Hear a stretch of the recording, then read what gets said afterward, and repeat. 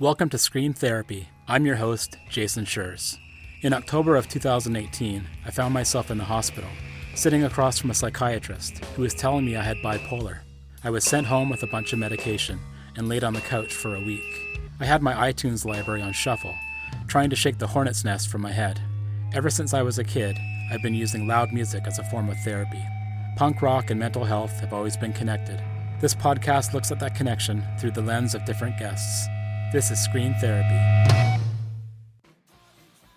You're listening to episode 120.5 of the Scream Therapy podcast, a recap of the past 10 episodes, with people who link their involvement in the punk rock scene with their mental health and the mental health of others. With each of these conversations, I learn more and more about how to maintain stability while living with mental health conditions that I have to manage every day. Like the peer-led support groups I'm part of, talking to other punks about their experiences has been instrumental in my health. My hope is that you, the listener, will find inspiration and feel supported by the stories in these episodes. On episode 111, Lance Curran of Chicago post-hardcore band With Patience joined me to talk about the survivor's guilt he felt after a friend committed suicide. Growing up a depressed teen, Lance always wondered how he was able to get through those years when others hadn't. He explained that getting into punk rock and playing in bands was the outlet he needed to process his grief. Well, it was really hard because this was a really good friend, and I had no idea that he was in a bad place where I was really a depressed kid. I had suicidal thoughts a lot. I had, a lot of things going through my head, and this guy was kind of he helped bring me out of my shell when I was in middle school. He helped, becoming his friend was kind of helped me get a little bit out of some bad spots I was in, and we did a lot of fun stuff together. And then it was a complete surprise when he took his own life, and you're kind of like, how was that not me? And also why did I not see something was wrong? I mean, again, I'm in middle school at the time. It's, you're not really thinking anyone's going to do something like this. Chad Price came onto the podcast for episode 112. Chad talked about his life as a recovering alcoholic. Known for his work in All, Drag the River, A Vulture Wake, and now the Chad Price Peace Coalition, he spent decades trying to balance his heavy drinking with constant travel, parties, and more parties. Chad talked about how being in a punk band can be conducive to substance misuse. And it was all about partying. We would go on tour. Everybody shows up to basically party with the band. They know what's going to happen when they get there. Everybody's going to rage. It's going to be a party. And it was just out of control. Ugly. All of us. Some people could function a little better, but I didn't care. I was just out there just to, I was so deep in alcoholism at that point that I didn't care. It was no longer even about the music. I welcomed Ali Jados of Chicago post-punk band Violets onto the show for episode 113. Ali talked about awareness around one's mental health and how it helps with stability. We discussed the importance of mental health diagnoses versus focusing on what makes us inspired and creative. I don't really like labels. I think they can be helpful in certain cases, but I also think that you keep associating yourself. For me, I don't try to focus on, I have ADHD or OCD or whatever. I know that I have those tendencies, and I know that, but I don't try to associate with them because I just don't want to feed them. I try to be aware of it and then try to divert, but also that's just part of who I am too. So I just try to embrace those things and try to navigate my focus on things that I love that can be more beneficial, I guess. Over time, I guess you get better at it. On episode 114, Micah Sapley of Unseemlier and other bands discussed how living in a capitalist society feeds anxiety and fear. As a punk, Mike tried to avoid real life for as long as he could. This has left him in a challenging place between having freedom and falling in line with society for financial stability. A lot of my anxiety, I feel also stems from that side of the culture where it's be a man, get a job. If you're late, you lose your job. I call it alarm anxiety. I remember my dad telling me when he was really little that he didn't sleep through the night. I don't sleep through the night if I have an alarm set. If I know that I have to be up at a certain time, sometimes it'll be 15 minutes before the alarm, But sometimes if my alarm's set for 6 a.m., I'll wake up at 2 a.m., tumble around for 4 hours. And it's all under that capitalist guise of you need to be here on time or else you're going to get fired. And if you lose your job, then you're going to lose your house. And, it's all like the doom and gloom side of like what you're taught when you're younger.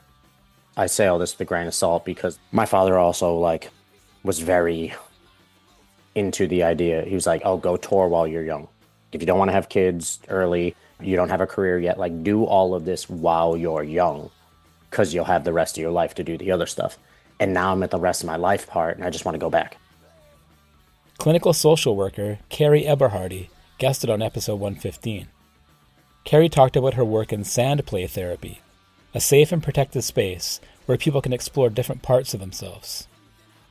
Carrie rediscovered punk rock later in life and recalled how she used bands like The Descendants to reclaim her youth.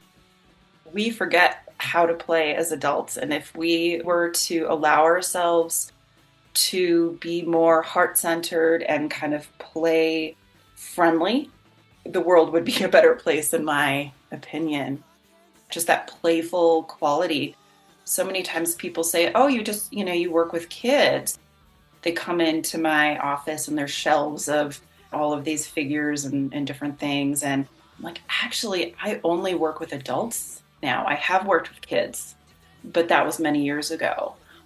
With sand play therapy, it is of any age to do this work. And there are a lot of different components to it. It's not for everybody, but the people who are drawn to it, and usually I would say a lot of more punk rock people that I have worked with are like, oh, tell me about that. Like, what is that? I'm going to do it.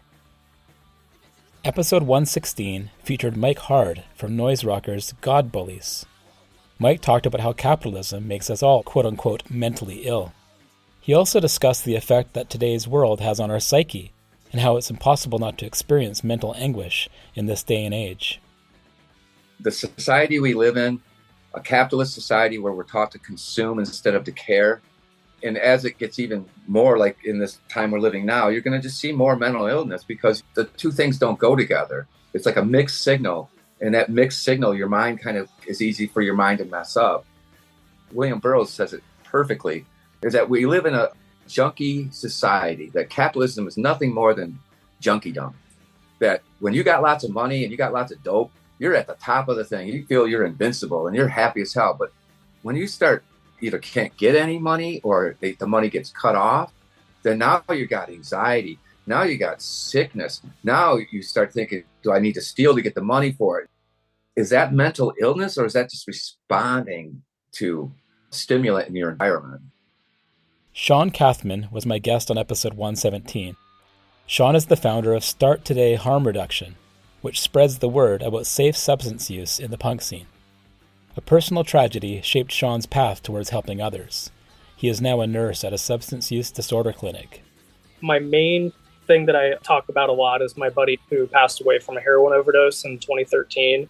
At that time, I was in nursing school, kind of just floating around. I had ideas that I want to do psych and substance and that kind of stuff.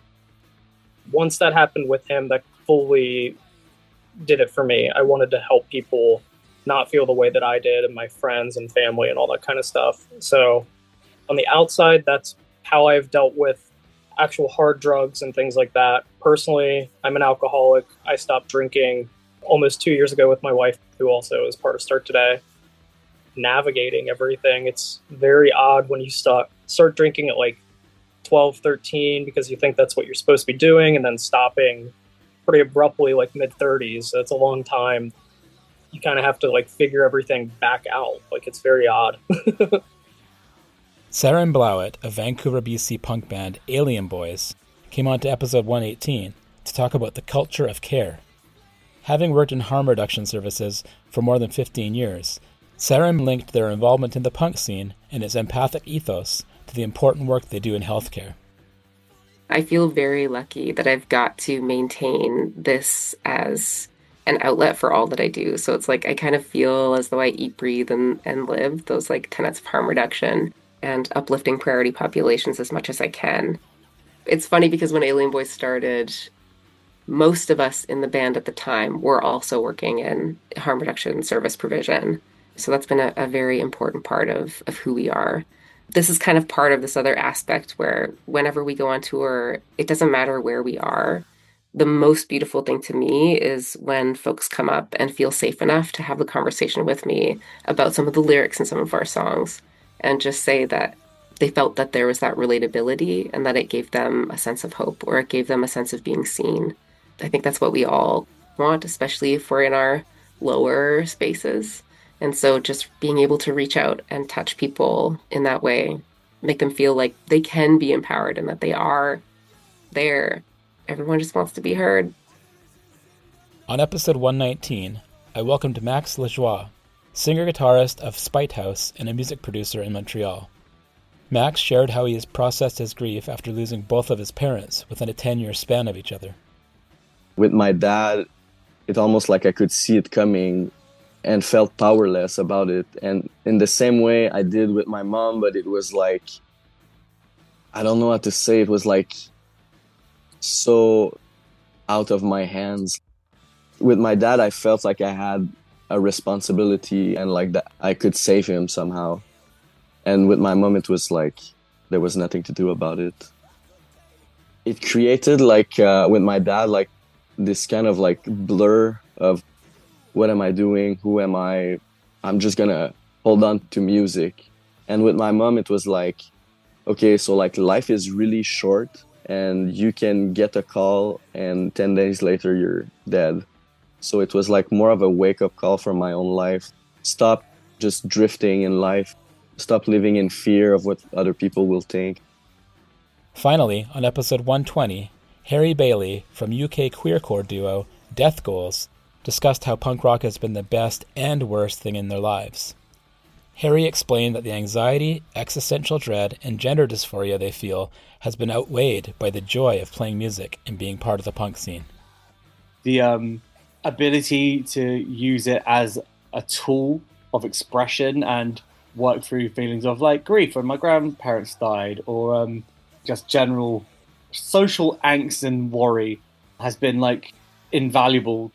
Now, Death Gods has also been the source of many of my worst meltdowns and insecurities getting the worst of me. I have a terrible case of imposter syndrome, constantly comparing myself to friends, especially on the release of our second album, which took me to a really dark place where now my relationship with that whole album, which is an album people really like, is quite skewed because I just spent so much of it panicked and worrying and diving into the worst parts of the internet, seeking out terrible reviews and people's worst opinions on us and really like sitting on that. So that's not a great thing. But I think Death Goals brings a lot of joy to people. It's brought a lot of joy to me, and that's our main focus. We want to be this beacon for joy in a world which is not very joyful. I encourage you to go back and listen to these full episodes and many more at screentherapyhq.com. I recently appeared on the Recovery Diaries In Depth podcast to talk about essays that I'd written for their publication a few years back. The idea was to look back on those essays and reflect on where I am today. Here's a clip of my conversation with host Gabriel Nathan.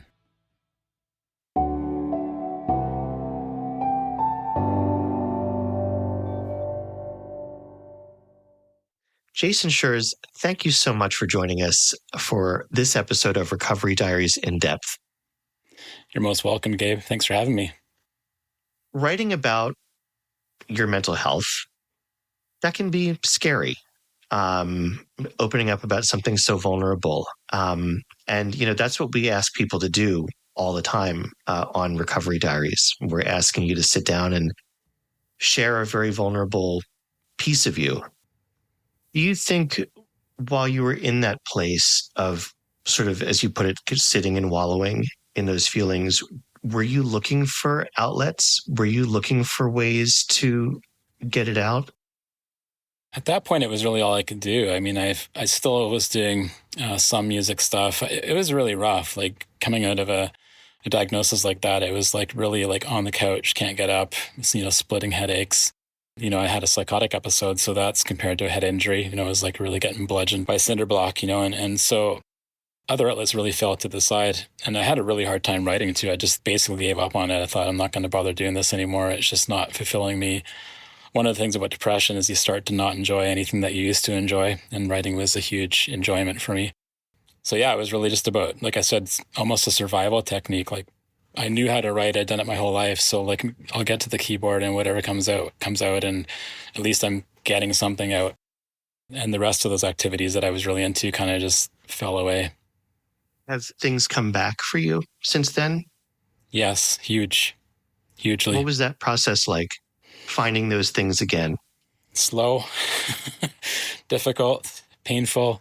I slowly brought in things that I was interested in doing, but there was a new lens to it because, of course, a lot of that was mental health, whereas I never really spoke about that before.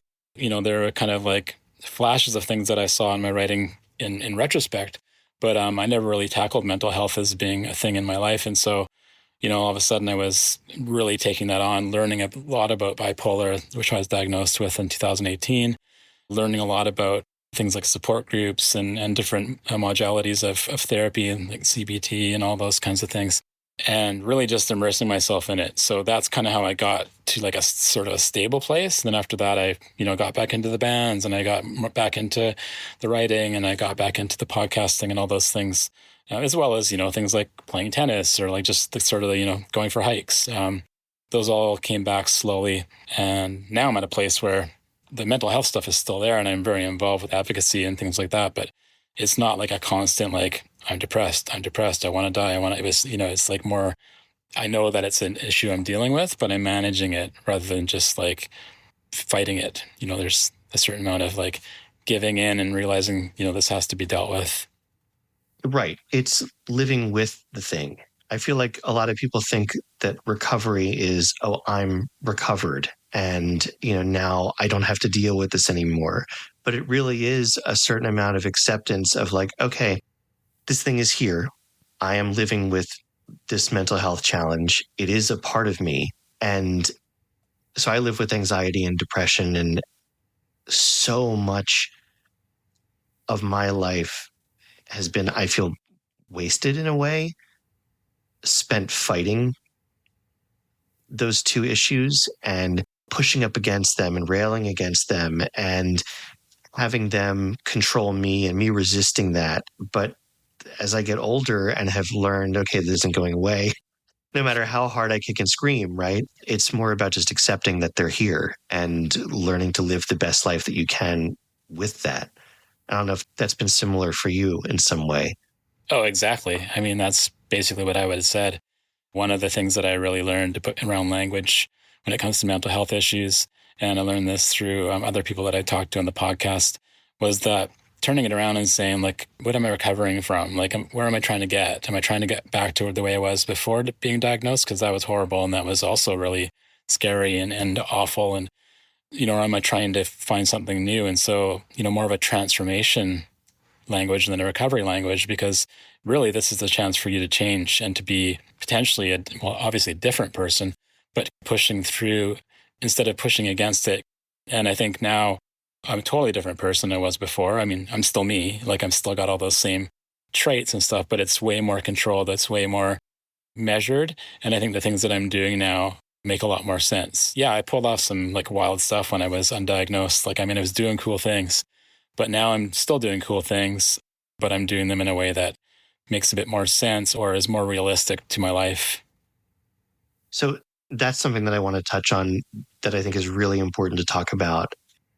You're a very creative person. You know, you're into music and writing and, you know, all these different creative endeavors. And I think there's this seductive thing about bipolar disorder with mania where creative people are like, oh, wow, well, you know, when I'm hypomanic, like it's really good. And, you know, I'm creating all the time and I'm staying up till 3 a.m. and I'm doing all this amazing stuff. And then, you know, hypomania slides very scarily into full-blown mania. But people do talk about how it feels good. And especially creative people have heard this. What is helping you? I'm assuming you're on medication, correct? Yeah. Okay. So what is helping you maintain and being able to say, yes, I did pull off some wild stuff when I was unmedicated and untreated, but this is better. And I'm not tempted to play with fire, really. Yeah, well, I mean, that also is something that I've thought a lot about and talked to about people on the podcasts that come on. But what I've realized is that, yes, when you're unmedicated, undiagnosed, and don't know what's going on, and you're suffering through huge bouts of depression, huge bouts of like mania. Okay, so most people with bipolar have kind of a half and half-ish thing. I mean, some people have months or even years of depression and then maybe like a week of mania. But a lot of the people that have bipolar that I know, and I know for myself, we're dealing with a kind of a half and half. That's kind of the whole idea is, you're going like depression, mania. And so when you're depressed, you don't want to do anything. So you're not creating anything when you're depressed. You might be wallowing, you might be writing some thoughts down, you might be like struggling with stuff, and a lot of good art comes out of struggle as well. But you're really not creating or outputting anything. And when you're manic, you're doing all kinds of stuff. You're staying up all night and you're writing an album worth of songs in 3 hours or whatever you're doing. You're running all over the place at parties. So you're getting a lot accomplished when you're manic, but it may not always be stuff that you can hold on to or use in the end, right? It might just be like pipe dream type stuff. Like a lot of the stuff that I was doing was just like, blah, it was like there wasn't a lot that I could hold on to in the end. And so I think, there's a misconception about, okay, well, I'm going to be super creative if I'm off my medication. I'm going to be super creative and do all these things. And you're only working on half time, first of all. And the stuff you are doing when you're manic can be quite unpredictable and not cool, but maybe way too cool. And a lot of people that I deal with, like I do a support group that I facilitate for bipolar folks. And a lot of these people talk about, yes, like I'm feeling quite flat. I may not be depressed. I may not be manic. I may be like what we call stable, but I'm just like flatlining it, right?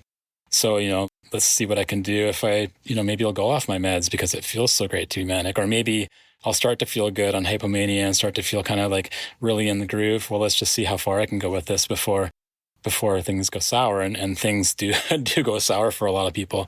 You end up in the hospital or sometimes worse. Or worse. So, yeah. So I think, it's all about, I wouldn't say boring, but I would say like more measured. One of the guys in my group always says, hey, a boring day is a great day, for a person with bipolar, but I don't no handcuffs, no restraints, no forced medication, boring. Give me boring. That's great. But boring let's call it boring. I call it, stable. With that comes a lot of really great stuff. Like I'm in a band now where I've written songs that I never would have written when I was manic. Everything was just all about performance art stuff, like smashing things and screaming and improvisational weirdness. And now I write songs that I'm actually like, hey, this is a good song. It's really fun to be in a place where things feel realistic, I guess. How did you get into music? When I was a kid, I got into music through skateboarding, getting to skateboarding and really enjoying the thrill of that, and then kind of finding music that was in alignment with that. So a lot of punk rock and metal. But I was quite young. My parents had music and, they played it around the house. And then I remember I had a birthday party where I only invited one person to the birthday party. My rule was like, you have to buy me an album. And he bought me a Tina Turner album and I was like super stoked. Wow. I've just always loved music. It quite quickly got into the heavy and the fast and the screamy. And that was kind of what I needed. I needed to have that outlet. I needed to hear back what I was hearing in my head, which was a lot of anguish when I was younger too. And I never really looked back. I've been doing this music stuff for a long, long time, decades and decades now. So it's meant to be. Yeah. And I know that they're intertwined, but my next question is about writing. Yeah, same thing. Remember when I was reading magazines when I was a kid, I always thought at that point, it's like, I want to write about music. I don't want to be in bands. I want to describe and be creative. And that quickly got into volunteering for a bunch of magazines that were writing about music. And I just kind of went with it. And, I was just doing a lot of that stuff. I always kind of wanted to be a writer when I was a kid. I remember writing things for English class and stuff and thinking that's what I want to do. But I think until I found the music angle, it didn't really make a lot of sense. Like I wasn't thinking I'm going to write a novel when I'm older. I was thinking like, I want to write about stuff that I care about.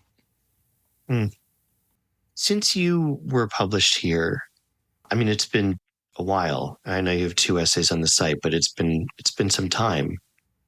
What has changed for you? Well, it's interesting because, looking at this essay that I wrote, it's hard to read it because it's like things have changed so much. I remember it and I know that it rings true for me in that space.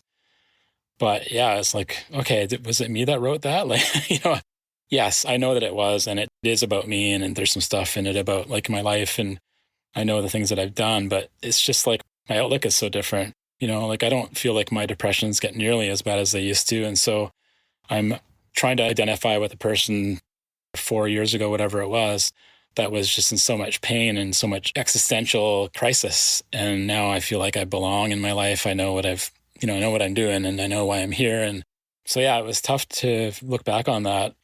Things have changed huge. For more episodes of Screen Therapy, go to screentherapyhq.com or wherever you listen to podcasts. Big news, the Screen Therapy book is available now. Screen Therapy, A Punk Journey Through Mental Health, tells my story and the stories of others who use punk as a catalyst for mental health. Like this podcast, it links the community-minded punk scene with the mental wellness of the punks who belong to it. To order the book, go to screentherapyhq.com. For merch, check out screentherapy.threadless.com. Okay, enough promoting. It's time for some thanking. Thank you for listening to Screen Therapy. Doing this podcast and talking to folks about punk rock and mental health has been a crucial part of my own mental stability, and it means so much to me that you're out there listening. Screen Therapy is created in the Cathet region of coastal British Columbia, Canada, on the traditional territory of the Tla'amin Nation. Contact me at screentherapyhq.com or email me at screentherapypodcast@gmail.com. I'd love to hear from you. Let's talk about punk rock and mental health. Until next time, take care and be well.